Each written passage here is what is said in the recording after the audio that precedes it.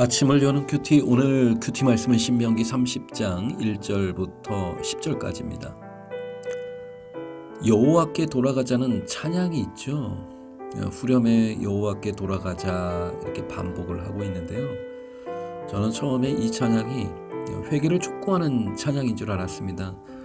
그런데 이 찬양을 자세히 듣고 보니 더 강조하는 게 있더라고요. 그건 하나님의 사랑이더라고요. 첫 가사에 하나님이 자기 백성을 향한 사랑의 고백이 있습니다.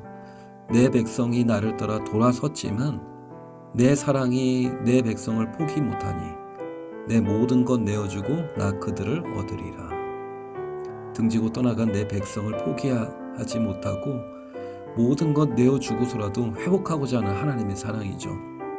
이 하나님의 사랑을 깨달은 믿음의 사람이 선포합니다. 여호와께 돌아가자. 우린 돌아서도 그는 변치 않네. 여호와께 돌아가자. 우린 넘어져도 그 사랑 영원하네. 참 아름다운 찬양이죠. 저는 이 찬양을 생각하면서 오늘 기도합니다. 주님, 어떤 고난과 절망의 상황 속에서도 하나님 사랑 의심하지 않고 하나님 사랑 노래하는 자 되게 해 주옵소서라고요. 사랑의 주님, 오늘 아침도 주님의 말씀에 귀를 기울입니다. 듣는 귀와 깨닫는 마음 주시옵고 주의 법에 기이한 것을 보는 이 아침 되게 하여 주옵소서. 오늘 신명기 30장은 모세의 설교의 마지막 장입니다. 앞으로 31장, 34장까지 남아있지만 거기엔 모세의 죽음과 여호수아의 계승에 관한 이야기고요. 모세가 이스라엘 백성에게 주는 마지막 설교 마무리를 하는데요.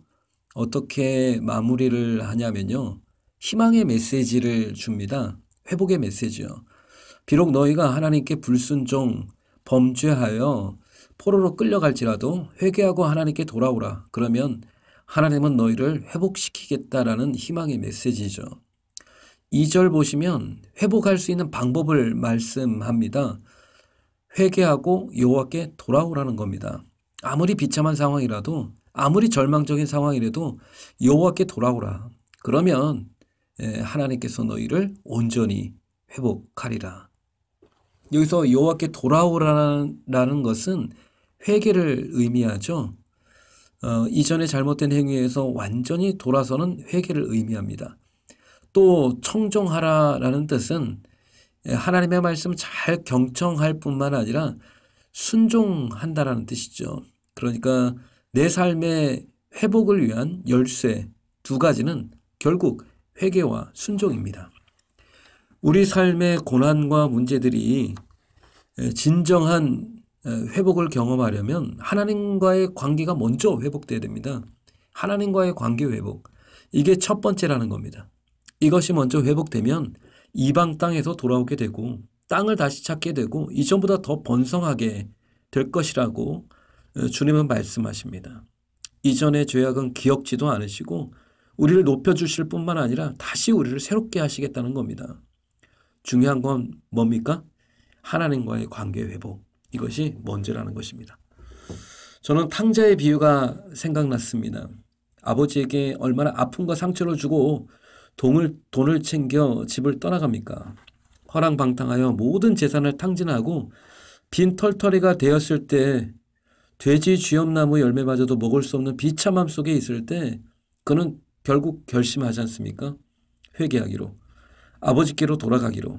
가서 잘못했다고 죗값으로 평생 아버지 종으로 산다 해도 아버지께로 돌아가자 했습니다. 그런데 집에 돌아가서 탕자가 깨달은 게 있어요. 내가 집에 오고 싶어 했던 그 열망보다 내 아버지가 날 돌아오기를 바라는 열망이 훨씬 컸다라는 사실을요. 회개하고 돌아오는 아들에게 아버지는 단 한마디의 책망도 하지 않습니다. 그때 왜 그랬냐? 돈은 어떻게 탕진했냐? 너에 대해서 참 실망이 컸다. 이런 말은 단 한마디도 하지 않으시고 그냥 울면서 안아주세요. 옷을 입혀주시고 신을 신겨주시고 손에 반지를 끼워주시고 죽은 아들이 살아 돌아왔으니 됐다면서 기쁨의 잔치를 벌려요. 탕자는 아버지 집에서 완전히 회복됩니다. 적용 질문 드리겠습니다. 삶에 어려움이 있을 때 하나님이 아닌 다른 것을 의지해서 해결하려 했던 적이 있습니까? 하나님과의 관계가 회복됨으로 말미암아 내 삶의 어려운 문제들이 해결된 적은 있습니까? 하나님의 징계를 주신 이유는 고통이 아닙니다. 회복이죠. 너희를 향한 나의 생각은 내가 하나니 평안이요 재앙이 아니니라. 너희에게 미래와 희망을 주려는 것이다. 하나님은 자기 백성들에게 불어닥친 여러 문제와 고난을 속히 제거하지 않으실 때가 있습니다. 성도에게 고난이란 반드시 거기엔 하나님의 뜻이 있습니다. 우리는 속히 그 고통에서 벗어나고자 합니다. 우리의 관심은 언제나 문제 해결이죠. 그러나 하나님의 관심은 우리와 다릅니다. 하나님에게는 문제 해결보다 더 중요한 게 있습니다. 그건 바로 나의 참된 회복, 변화와 성숙입니다. 더 나아가 더 깊은 하나님과의 관계로 발전하길 기대하시죠.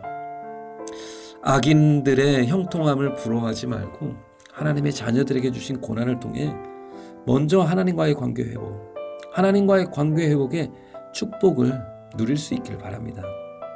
존귀하신 주님, 내 삶을 높이실 때 감사 찬양하게 하시고 낮추실 때 기도하며 모든 상황 속에서 주를 신뢰하는 믿음으로 살아가게 하여 주옵소서.